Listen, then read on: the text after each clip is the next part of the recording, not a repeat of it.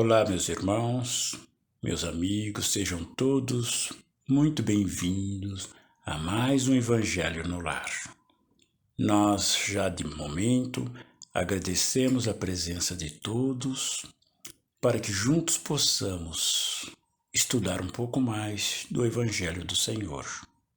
E hoje iremos estudar o Evangelho segundo o Espiritismo no capítulo 5, com a colaboração das nossas irmãs Giovana e Cristiane.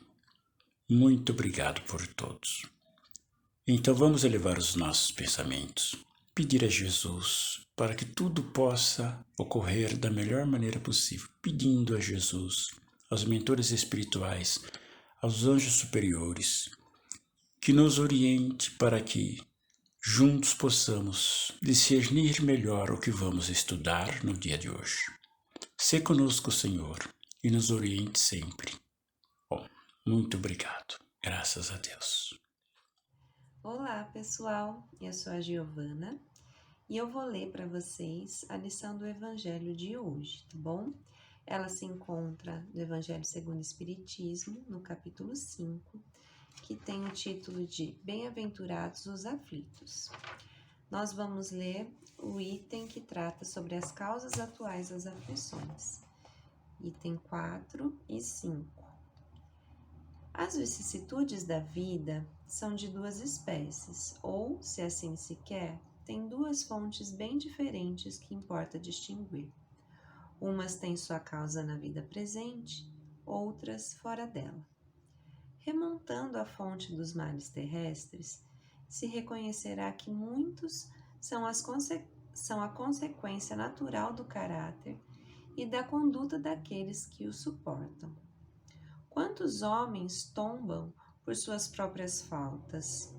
Quantos são vítimas de sua imprevidência, de seu orgulho e de sua ambição? Quantas pessoas arruinadas por falta de ordem, de perseverança, por má conduta e por não terem limitado seus desejos? Quantas uniões infelizes, porque são de interesse calculado ou de vaidade, com as quais o coração nada tem? Quantas dissenções e querelas funestas se teria podido evitar com mais moderação e menos suscetibilidade? Quantos males e enfermidades são a consequência da intemperança e dos excessos de todos os gêneros? Quantos pais são infelizes com seus filhos porque não combateram suas más tendências no princípio? Por fraqueza ou indiferença, deixaram-se desenvolver neles os germes do orgulho, do egoísmo e da tola vaidade que secam o coração. Depois, mais tarde, recolhendo o que semearam, se espantam e se afligem pela sua falta de respeito e ingratidão.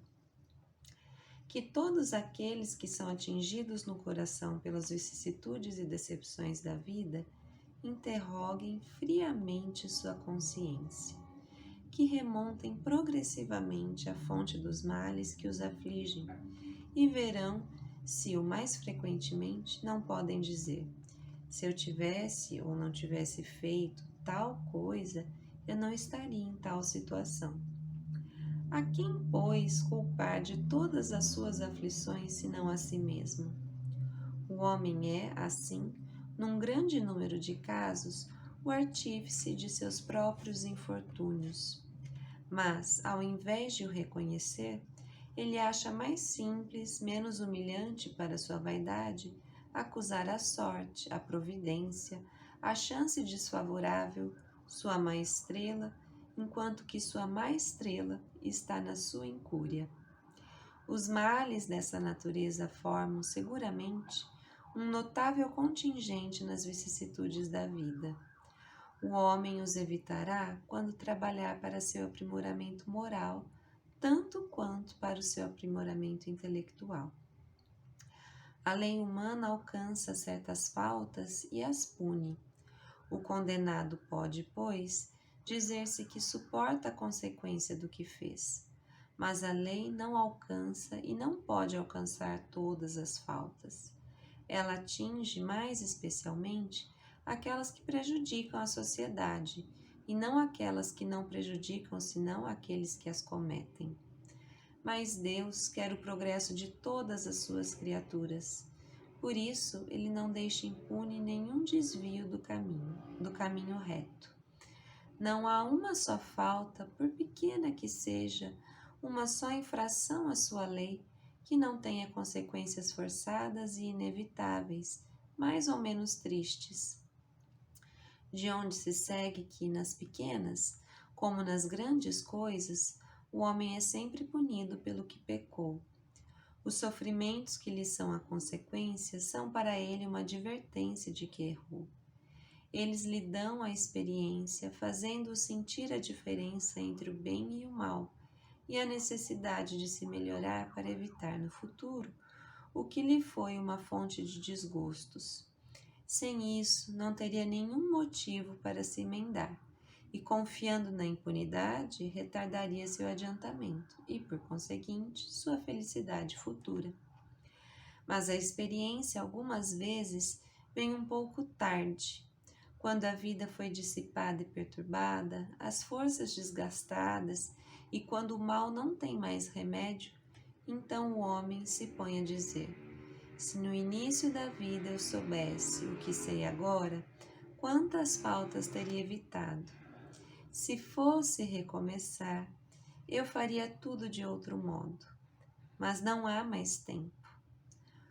Como o obreiro preguiçoso diz: eu perdi minha jornada, ele também se diz: eu perdi minha vida. Mas, da mesma forma que para o obreiro o sol se ergue no dia seguinte e uma nova jornada começa, permitindo-lhe reparar o tempo perdido, para ele também, depois da noite do túmulo, brilhará o sol de uma nova vida, na qual poderá aproveitar a experiência do passado e suas boas resoluções para o futuro. Olá, amigas e amigos da Casa dos Espíritos e do Recanto Vovô Antônio. Então eu darei continuidade com a leitura desse trecho do Evangelho segundo o Espiritismo, capítulo 5, Causas Atuais das Aflições. Bom, o texto ele fala sobre as vicissitudes da vida, que nada mais são do que as dores, os sofrimentos que nos acontecem na atualidade. Aqui está falando de nós, de que nada é por acaso na vida, de que somos responsáveis por tudo que nos acontece. E a causa desses acontecimentos poderá ser identificada nas nossas ações equivocadas realizadas nesta encarnação ou de encarnações pretéritas. Quem não compreende os ensinamentos espíritas em profundidade poderá pensar que trata-se de um karma, como se Deus estivesse castigando pelo seu erro do pretérito. A verdade, meus caros ouvintes, é que Deus não castiga. Jesus nos ensinou que Deus é amor, é um Pai amoroso e misericordioso. Porém, Deus também é justo e criou leis da qual invariavelmente todos nós estamos submetidos e da qual não é possível ludibriar. E é isso que precisamos compreender. É a lei maior que a lei do amor. No livro Consolador, Emmanuel, na questão 135, ele diz que o determinismo divino se constitui de uma só lei, que é a do amor, para a comunidade universal. Todavia, confiando em si mesmo mais do que em Deus, o homem ele transforma a sua fragilidade em foco de ações contrárias a essa mesma lei, efetuando deste modo uma intervenção indébita na harmonia divina. Amigos, agimos em desamor para conosco mesmos e com os outros. Desta forma, criamos para nós uma dívida na harmonia universal. Pela justiça divina, todos nós somos responsáveis pelos nossos atos, como também nossos pensamentos e sentimentos, pois eles ficam registrados no nosso corpo espiritual. E é da lei da ação e reação que todo abuso do passado represente uma falta hoje, assim como todo abuso de hoje representará uma falta no futuro. Isto ocorre porque, primeiro, desarmonizamos a lei do amor. Segundo, que pela justiça divina, cada um de nós deve se responsabilizar pelos próprios atos. Desta forma, tudo que plantamos deveremos colher, ou seja, é a lei de ação e reação que não falha. Entretanto, até aqui ainda parece que existe sim um karma, ou seja, se eu erro, serei punido por esse erro, porque a consequência será desagradável. Mas não é bem assim, porque Jesus também nos ensinou que o amor cobre uma multidão de pecados. Então, pela misericórdia de Deus, o amor, a caridade, a bondade elimina os nossos erros do pretérito. E é por isso que não podemos falar em karma, porque quando desarmonizamos o universo com ações contrárias a esta lei do amor, a forma de corrigir não é sofrendo, e sim amando. E só sofremos porque ainda não aprendemos a amar. As nossas dores atuais é a consequência da ausência de amor em nós. A leitura do trecho do capítulo 5 também nos convida a nos responsabilizarmos por essas dores. E aqui vale fazer uma distinção entre responsabilidade e o sentimento de culpa, que muitas vezes se confundem na intimidade do ser. Então, o sujeito ele estará cultivando uma culpa quando ele não se perdoa. Ele fica remoendo o erro cometido, se martirizando por isso. Não há a autoaceitação. São pessoas extremamente exigentes consigo mesmas e com os outros. E isso gera mais sofrimento.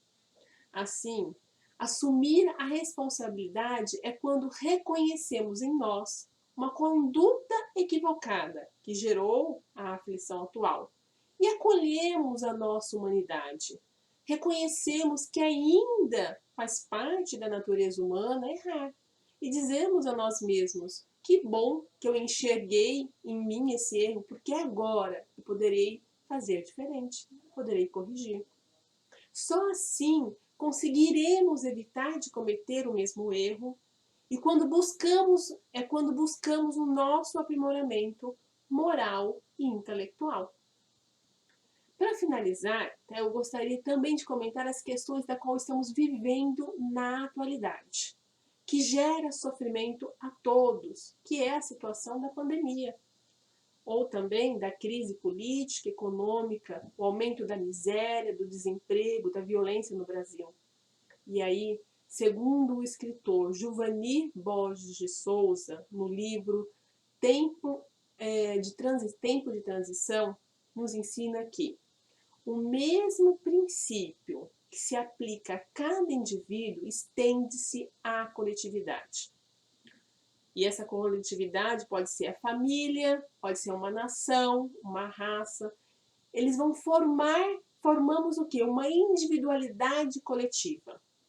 Os grupos se reúnem na Terra para tarefas ou missões comuns, assim como são reunidos para purgar faltas cometidas em conjunto, solidariamente. Assim, o inocente de hoje pode estar respondendo pelos seus atos de ontem.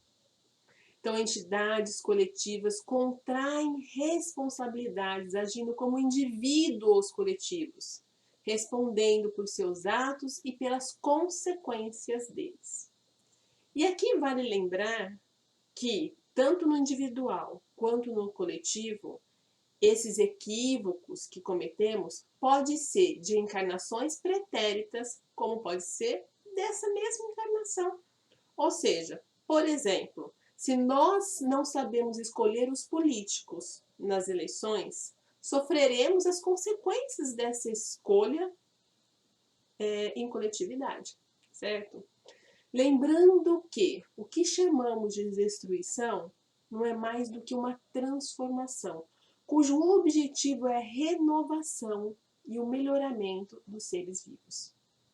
Daí a importância de sempre realizarmos a autoavaliação, de reconhecer os próprios equívocos, nos responsabilizar por eles, sem culpa, realizando a nossa reforma íntima, buscando o nosso aprimoramento moral, mas também o intelectual, através do estudo, da leitura em fontes confiáveis e não por mensagens de WhatsApp, como muito comumente está ocorrendo através de fake news.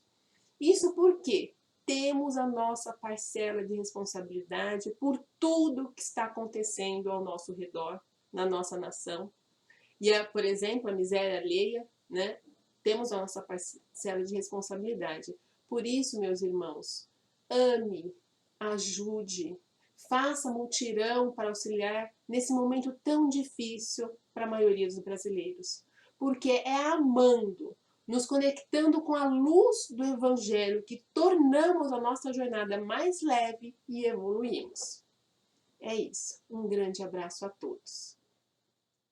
Graças a Deus, Senhor Jesus, muito obrigado por tudo, por este momento em que nós fizemos uma análise de tudo aquilo que foi estudado.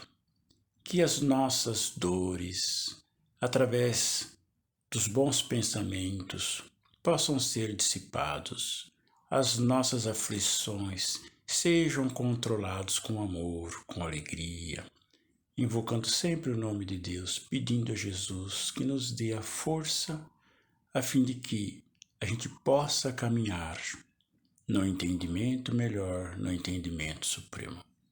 Peço a Deus e a Jesus, neste momento, a todos aqueles trabalhadores da Tua seara, que possamos também pensar nos nossos irmãos menos favorecidos, aos profissionais da saúde, aos doutores da lei, a todos os nossos irmãos que trabalham para este país, para este globo, para esta terra, para o nosso Brasil. Que o anjo Gabriel venha em favor dos teus filhos para esta pátria amada de luz e de amor, nos orientando, dando para nós, trazendo para nós, com muito carinho e amor, a alegria de viver, de compreender e entender tudo aquilo que temos que fazer em processo para a nossa libertação, em processo para o nosso desenvolvimento espiritual. Que Jesus nos ampare e nos abençoe e nos proteja, hoje e sempre. Graças a Deus.